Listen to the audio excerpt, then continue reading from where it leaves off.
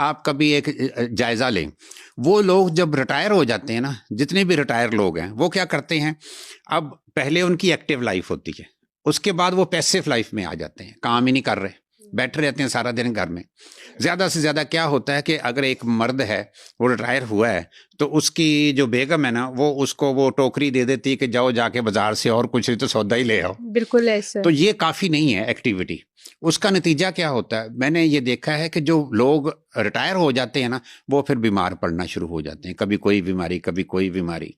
तो उससे वो लोग फिर ज़िंदगी ख़त्म होनी शुरू हो जाती है उनकी, बहुत से नुकसान उनमें होने शुरू हो जाते हैं, ऑस्टियोपोरोसिस हो जाती है और जोड़ों की दर्दें शुरू हो जाती हैं, और कुछ नहीं तो शुगर की बीमारी हो जाएगी, क्योंकि बैठेंगे तो कुछ ना कुछ खाते रहेंगे, वजन बढ़ेगा तो शुगर होने के भी चांसेस है, ब्लड प्रेशर हाई होने के भी चांसेस हैं। आप ये देखें, जिंदगी की डेफिनेशन क्या है, हरकत। तो अगर आप हरकत नहीं करते तो इसका मतलब आप जिंदगी नहीं जी रहे। आप एक चीज गौर करें, एक और कोटेशन है कि बुढ़ापा कब शुरू होता है, तो उसका जवाब ये है कि बुढ़ापा उस दिन शुरू हो जाएगा जिस दिन आप हरकत करना बंद कर देंगे, चाहे आपकी उम्र 20 साल है, क्योंकि जब आपने हरकत करनी बंद कर दी तो आपकी जो बॉडी की एक्टिविटी है, अंदर का मेटाबॉलिज्म जो है, ये सारा कुछ स्लो हो जाएगा, तो आपके ऊपर बुढ़ापा आ गया।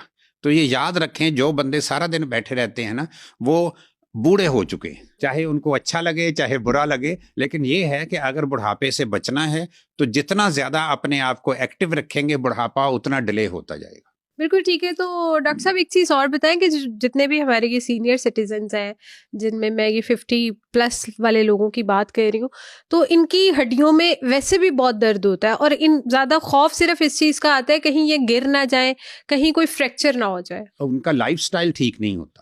जैसे मैं एक चीज और देखता हूँ, बूढ़े लोगों की बात तो चलो दूर की बात है, आप एक चीज नोट करें, जो छोटे बच्चे हैं उनमें दूध पीने का रिवाज नहीं है।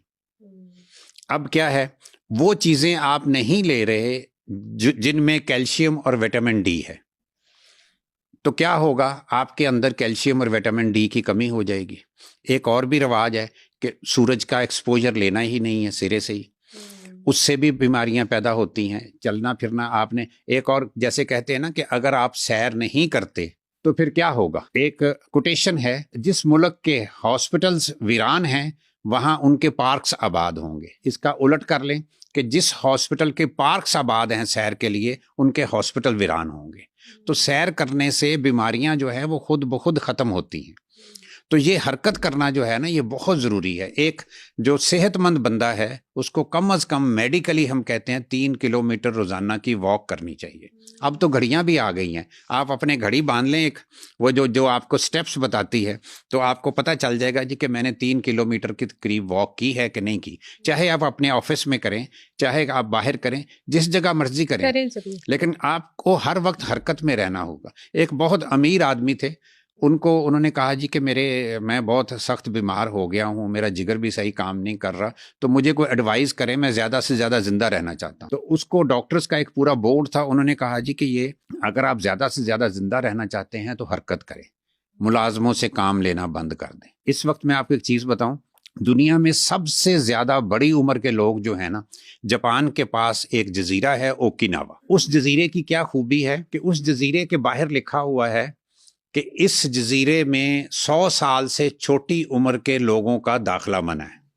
अच्छा।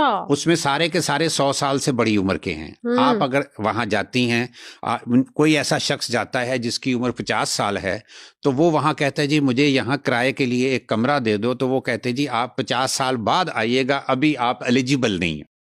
बाहर वो उस जजीरे को आइलैंड ऑफ इमॉर्टल्स भी कहा जाता है। अच्छा। कि लाफानी लोगों का जजीरा। बाहर ये भी लिखा हुआ है कि 100 साल से कम यहाँ पे मौत का दाखिला भी मना है। क्यों? कि वहाँ 100 साल से कम के लोग नहीं हैं। अब उनमें क्या चीज़ देखी गई है, वो कहते जी हमारे मुलाजम ही नहीं है, हम मुलाजम खुद काम करते हैं।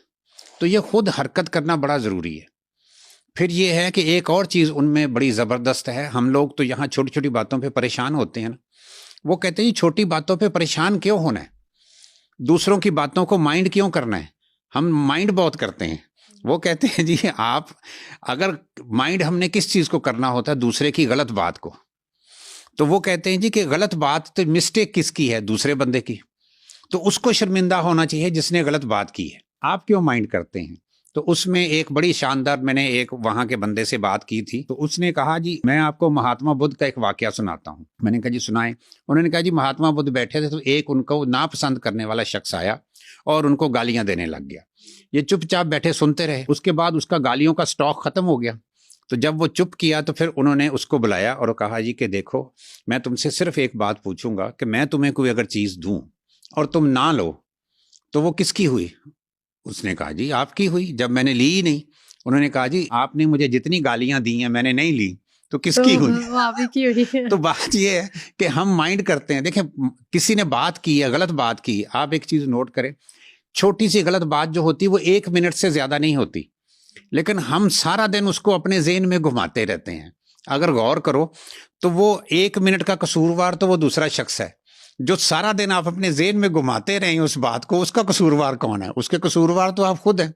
फॉर एग्जाम्पल एक बंदा ऑफिस जा रहा है, ऑफिस जाते हुए उसकी वाइफ ने उसको कोई काम कह दिया, तो वो 1 मिनट की बात है, चाहे वो गलत थी चाहे सही थी, लेकिन हुआ क्या, आप सारा दिन ऑफिस में भी बैठे, देखो जी वाइफ को एहसास नहीं है, निकलते वक्त वो ऐसी कोई बात कर देती है, डिमांड कर देती है, तो वो उसको आपने माइंड किया, सारा दिन अपने सर में घुमाए रखा।